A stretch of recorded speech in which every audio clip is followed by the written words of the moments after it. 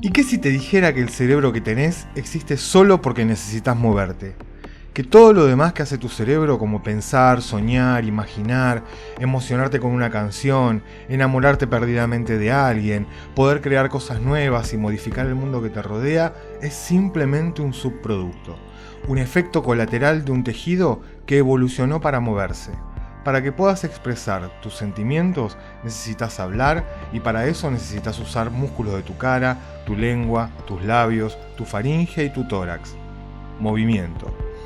Si necesitas escribir, vas a requerir que los músculos de tu brazo, tu mano, tu espalda y tu cuello se pongan de acuerdo para poder mover la mano, mientras que los músculos del iris enfocan tu vista y los músculos del ojo se mueven siguiendo al trazo de la escritura para corregir los errores. Puro movimiento. Incluso cuando tenés reacciones de las que llamamos emocionales, el sudor de tu nerviosismo requiere que el músculo de tus glándulas sudoríparas se contraiga y expulse su contenido al exterior. Más movimiento. Hasta hacer caca y pis requieren contracción de tus músculos voluntarios e involuntarios y un centro nervioso que los coordine. Movimiento. Movimiento por doquier. El movimiento es lo único que nos permite interactuar con el entorno de 1000 maneras diferentes y modificarlo y evolucionar.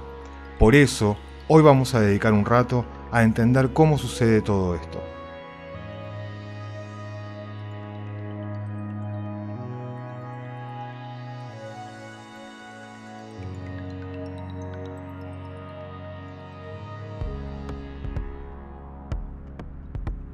Hagamos un viaje al pasado. Unos miles de millones de años y volvamos a encontrarnos con nuestro tatarabuelo. Ahí está, con sus familiares cercanos, haciendo sus cosas típicas de estructura disipativa, esas cosas de chocar contra objetos, retirarse, gracias al cambio de polaridad de la membrana, el potencial de acción y las cilias que cambian de dirección. Esto es el antepasado del tacto y también de lo que hoy conocemos como oído. Sí, el sentido del oído es el efecto de la vibración del agua sobre unas estructuras que parecen cilias, así como el sentido del olfato también tiene la misma base. Químicos que se adhieren a receptores de la membrana y pueden generar potenciales de acción, que me acercan o me alejan de ciertas señales químicas, llevándome de ambientes hostiles a ambientes más favorables para reproducirme y no morir. Todo esto parece haber estado presente ya en el abuelito, incluso un sistema digestivo muy precario pero eficiente, que constaba de una boca llena de cilios que empujaban el alimento, en este caso bacterias, hacia una faringe en donde se acumulan y luego pasan a una vacuola digestiva llena de enzimas que digieren y absorben los nutrientes, y los desechos que no pueden digerirse pasan a un ano que los expulsa al exterior. También el abuelito sabía cazar y defenderse, disparando unas estructuras proteicas con forma de flecha que se clavan en la presa. Soy Batman. Pero hoy no nos vamos a detener ahí. Ahora nos interesa otro asunto. Ahí está el abuelo, chocando y chocando, sin otro fin en la vida que chocar contra cosas, sentir el ambiente químico y vibratorio, comer, digerir y hacer caca. Y así podría seguir por millones de años. Pero algo sucedió que separó al abuelo de su familia. Nadie sabe qué, solo sabemos que las condiciones para él cambiaron y debió adaptarse. Tal vez una pelea en la familia, tal vez una corriente de agua más fuerte que se lo llevó lejos a otro ambiente, tal vez algún oscuro secreto que desconocemos. Soy Batman. Lo importante es que el abuelo o alguno de sus descendientes en algún momento se dividieron y en vez de seguir cada uno por su camino, quedaron unidos. La siguiente generación heredó el problema y esto continuó sucediendo. Pero en vez de ser una desventaja, terminó siendo un avance, ya que la masa celular mayor permitió englobar y engullir a otros animales. Lo cierto es que gracias a esta tragedia inicial surgió una gran ventaja, y también comenzó una historia fascinante, que incluye el desarrollo de adaptaciones y cambios que nos traen a estos seres que conocemos como organismos multicelulares, entre los que estamos nosotros. Con el correr de los siglos y milenios, esto se fue haciendo cada vez más complejo, a tal punto que en algún momento del camino ya no fue posible alimentar a la masa de células por difusión, ya que algunas en el centro de la masa recibían pocos nutrientes y oxígeno, y tal vez ese sufrimiento celular indujo cambios o tal vez una serie de mutaciones trajo nuevas características, o tal vez sucedió una combinación de ambas, no lo sabemos. Lo cierto es que en algún momento hubo que hacer un tubo por el bien de la comunidad. Tremenda ventaja. Ahora los nutrientes pueden ingresar en un circuito mucho más eficiente. Pero lo que dejó de ser eficiente fue el sistema de cilias para moverse. En la medida que el organismo se hace más grande, las cilias son cada vez más diminutas y uno queda a merced de otros organismos más grandes o atrapado en rincones sin salida. Así que luego de muchas generaciones de muertes innecesarias en grietas y genocidios incontables entre vecinos, una masa de células logró utilizar la diferencia de polaridad de la membrana y el potencial de acción para contraerse. Si descubrir el petróleo fue para nosotros un trampolín para avanzar a velocidades impensadas en cuanto al desarrollo tecnológico y mejoras en la calidad de vida, la aparición de las primeras células contráctiles fue para nuestros antepasados comparable a haber descubierto el petróleo. Todo se disparó a niveles impensados previamente y el mundo ya no fue lo mismo. En algún punto de esta historia, los descendientes del abuelo comienzan la mayor guerra armamentista de la historia, creciendo cada vez más para poder sobrevivir o aprovechándose de los gigantes para parasitarlos y vivir de ellos. En algún punto de esta historia aparece el sexo y con él la variedad infinita. La evolución nos puso a disposición en un muy corto periodo de tiempo un abanico de posibilidades para reproducirnos y no morir. Tal vez, además del sentido del olfato, el tacto y la vibración, también en este momento ya existían las manchas ópticas, que son un grupo de células que emiten potenciales de acción en respuesta a la luz. El sistema de la vista ha evolucionado tantas veces y de tantas formas distintas que es difícil saber en qué lugar de la historia ubicarlo. Supongamos que sí. Así que ahora no solamente me contraigo ante la presencia o ausencia de ciertas señales químicas o ante la deformación por chocar con algo, ahora también puedo acercarme a la luz. Y en esta encrucijada de información, entrando a la comunidad organizada de células, surgen las primeras células nerviosas, en la superficie de este organismo. Ahora hay intérpretes repartidos por todo el organismo, enviándole órdenes y coordinando acciones. Las generaciones continúan pasando, la guerra armamentista sigue creciendo y esas células contráctiles ahora no solo están moviendo al organismo en su conjunto, sino que también están moviendo a los nutrientes y al oxígeno adentro de él.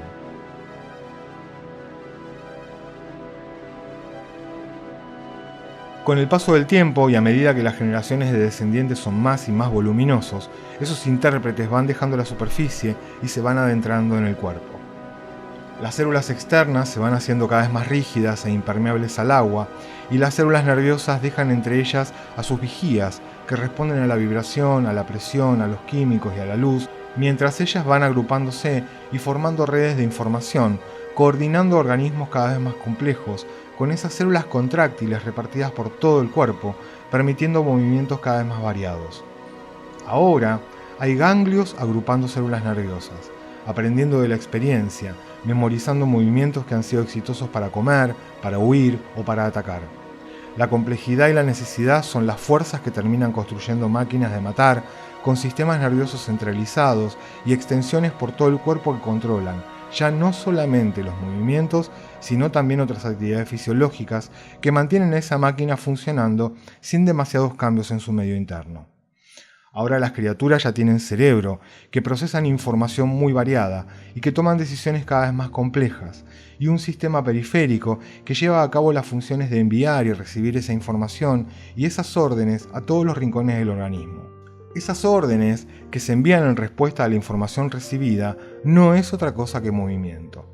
Desde los gestos que indican que estoy furioso o triste o con miedo o muerto de ternura hasta la secreción glandular, todo en tu cuerpo es movimiento. No por nada, emoción, en latín, significa poner en movimiento.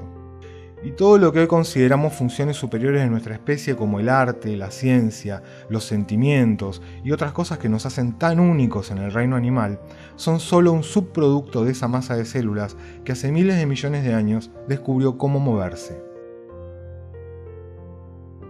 Maradona metiéndole el gol a los ingleses, Michael Jordan haciendo su magia, Kathleen Ohashi desafiando las leyes de la gravedad, tu mamá acomodando un florero, o Steve Vai tocando la guitarra. Todos tienen algo en común. Están realizando el mismo proceso dentro de sus cerebros y poniendo en marcha los mismos centros para llevar a cabo todo eso.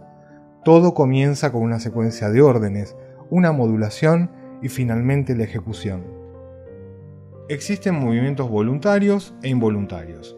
Los movimientos voluntarios requieren de la conciencia y se originan en la corteza frontal. Los movimientos involuntarios podemos dividirlos en dos grupos.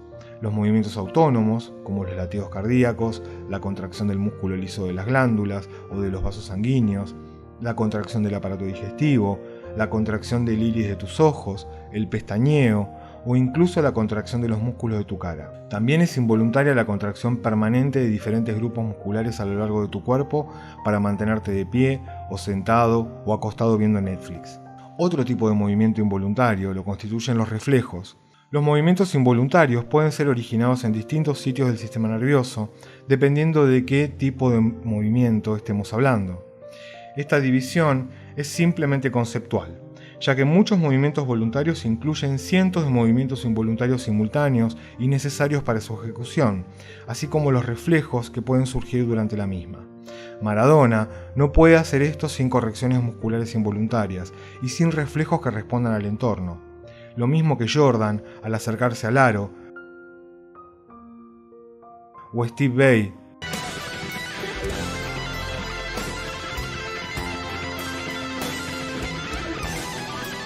A lo que voy es que estas divisiones son útiles para entender de qué hablamos, pero que siempre están actuando en sincronía. Empecemos con los movimientos voluntarios. Supongamos que quiero hacer una serie de movimientos. Esto comienza en primer lugar con el deseo de realizar esa acción, y esto ocurre en la corteza prefrontal. Luego voy a planificar en una región de la corteza frontal llamada corteza de asociación motora o corteza premotora en el lóbulo frontal, y ella va a planear la secuencia de movimientos. En este punto es en donde convergen a la corteza somatosensorial del lóbulo parietal todos los estímulos táctiles que estoy recibiendo, sumados a la información visual y auditiva que está llegando del entorno y se integrarán en la corteza somatosensorial secundaria, dándole sentido al contexto en donde realizaré el movimiento. La dureza del piso, la fuerza del viento, la temperatura del lugar, la posición actual de mis miembros en el espacio, etcétera, etcétera. Todo esto será información que se transmitirá junto con la secuencia de movimientos planificada en la corteza premotora a la corteza motora primaria, quien es la que enviará las órdenes hacia los músculos.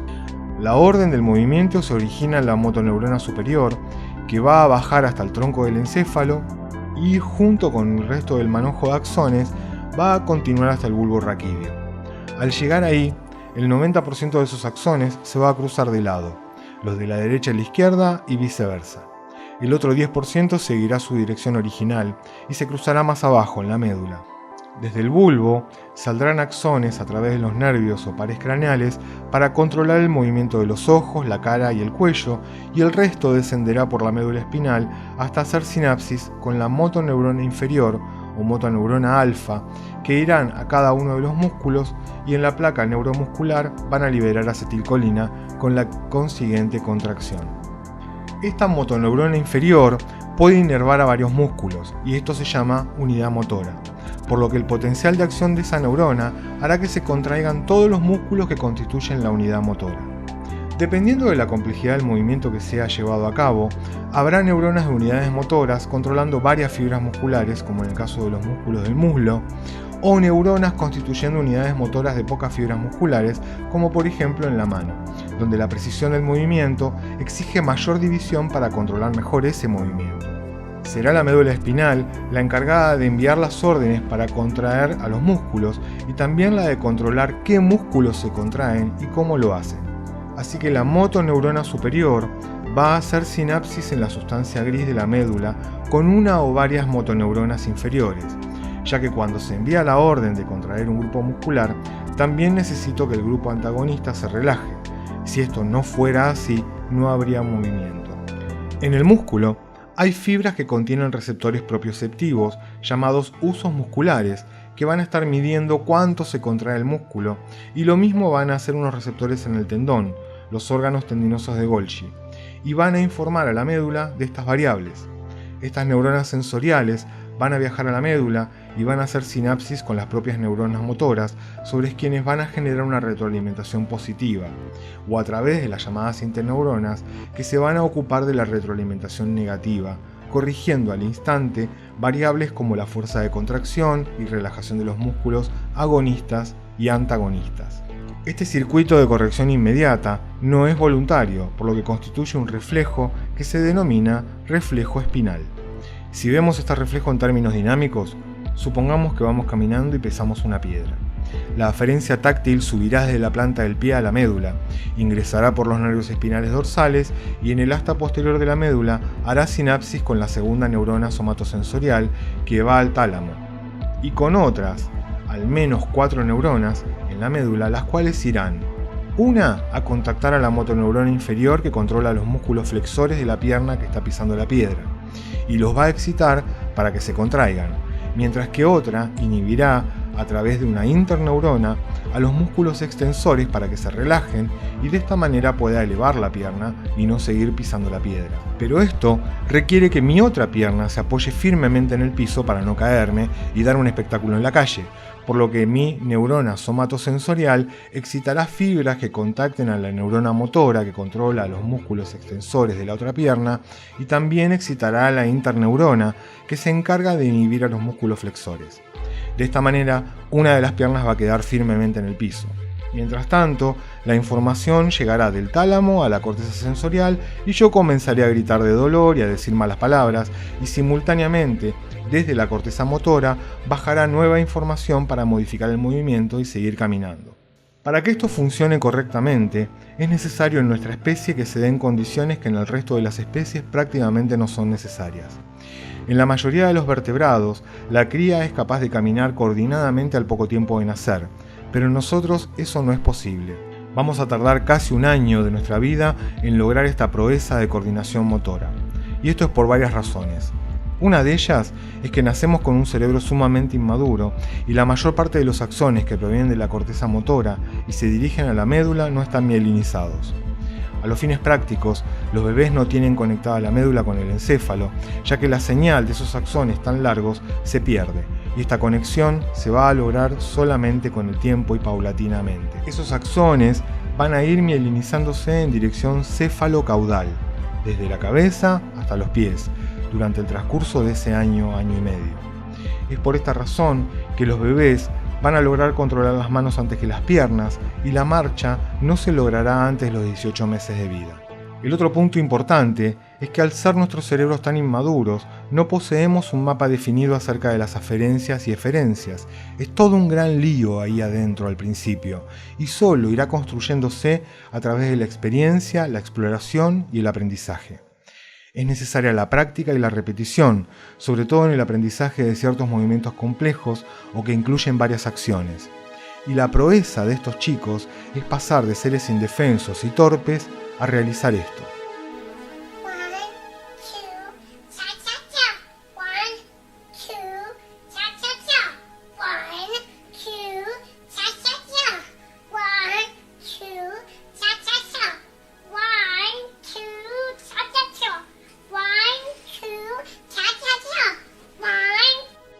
Aquí vemos el homúnculo motor de la corteza motora primaria y podemos ver la densidad de neuronas dedicadas a las manos, los labios, la lengua, los ojos y los músculos de la cara. El homúnculo motor surge de un territorio de neuronas que están destinadas a generar movimientos, pero solo el uso repetido, el aprendizaje y la experimentación van a definir qué cantidad de neuronas van a dedicarse a ello y cuántas interconexiones con el resto van a realizar para que la integración finalmente pueda llevarnos hacia la ejecución de movimientos y acciones que el resto de los animales no puede realizar. Lo mismo sucede con la parte sensitiva. El territorio está definido al nacer por los genes, pero el mapa solo se establecerá con el uso y la experiencia. Por eso, cuanto más se estimule a un niño desde el nacimiento, a todo nivel, más potencial tendrá también a todo nivel.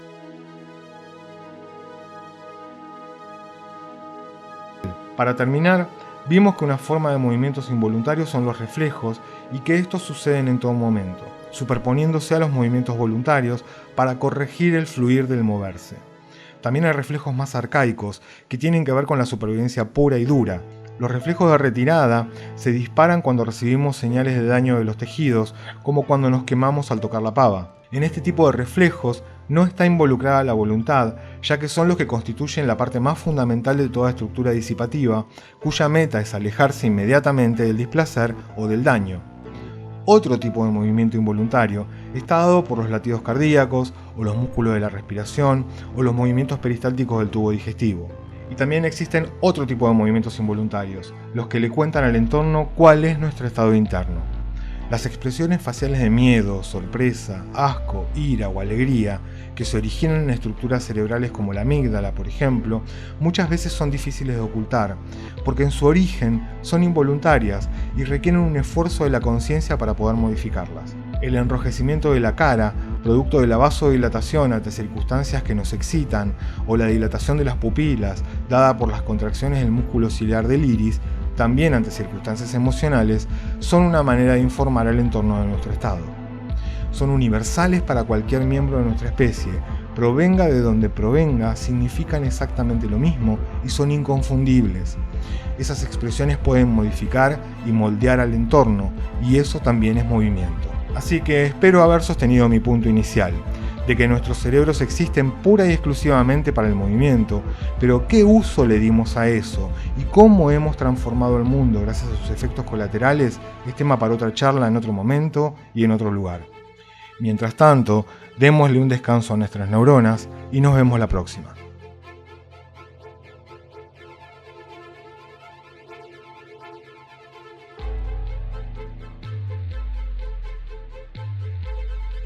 Soy Batman.